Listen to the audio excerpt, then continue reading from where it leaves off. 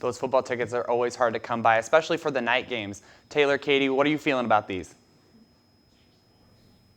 Yeah, Cole, I actually bought student tickets because I'm going to 2 games and not reporting. Yeah. And I knew that if I wanted them, I was going to have to buy the whole package. But online, Facebook, so many people have been selling theirs. Yeah. So, it's not hard to find one. Yeah, not at all. I can't remember the last time I bought a student ticket, but that's okay. Anyways, with 3 home games under Iowa's belt, it's about time for a road test. That it is, and heading to Rutgers for the first time since they came into the Big Ten won't be a walk in the park. And a lot of that has to do with the new coaching staff, who has more Iowa ties than most schools. Head coach Chris Ash is in his first season at Rutgers. He actually went to Iowa State. And Iowa linebacker Ben Niemann's dad is the defensive coordinator at Rutgers, previously coaching at Northern Illinois. Here's what Ben had to say about the family feud.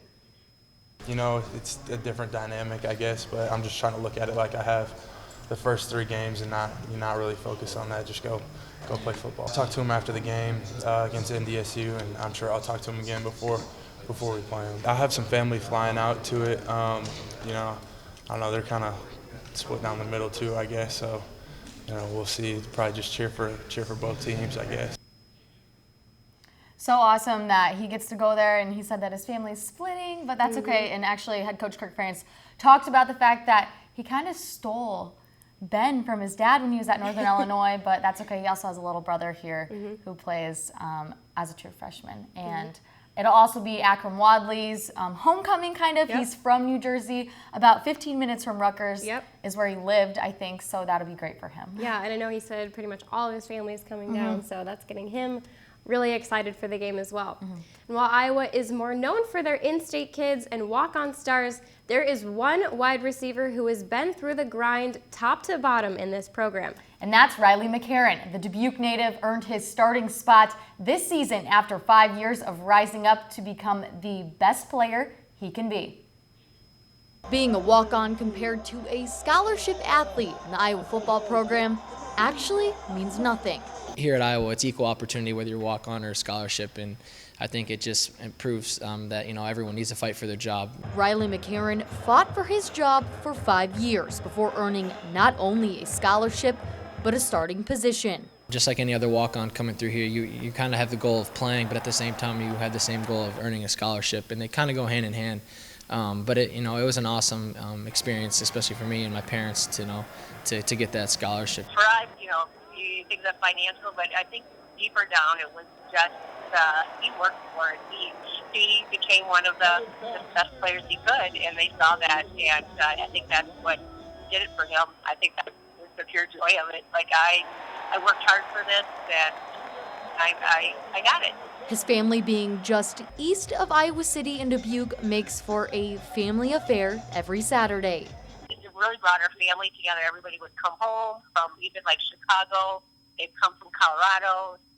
It just brought everybody home for half of a year every Saturday. Only being an hour and a half away, my whole family comes every game, home or away.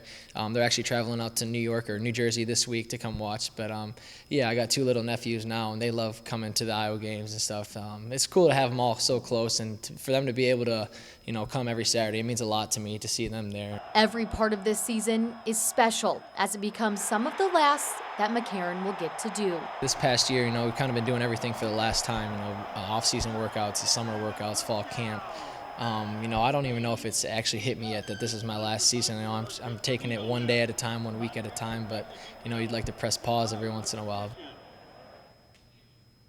When I talked to Riley's mom, Michelle, they were actually already in New York City. They had just gotten done at Times Square, so they made a little trip out of it. How much fun. I'm so jealous. I know, so jealous. Well, turning back to the game itself tomorrow, these 2 teams enter Big Ten play both at 2-1 on the season. I tell you what the Hawks can expect come kickoff. This weekend will be a few firsts for Iowa football. Their first time playing Rutgers and their first road game of the season. It's kind of a unique challenge. We've never been out there or anything like that. Been in Kinnick obviously for the last 3 weeks, so it's going to be a nice challenge for us to get on the road and kind of see what another environment's like.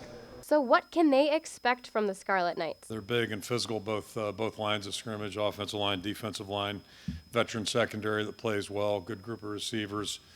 Back's doing a really nice job for them. Then in the kicking game, they've got a good punter, good kicker, and the receiver, Grant, number 1, excellent return guy, both punts and kicks. The offense has over 300 yards in each of their first 3 games this season.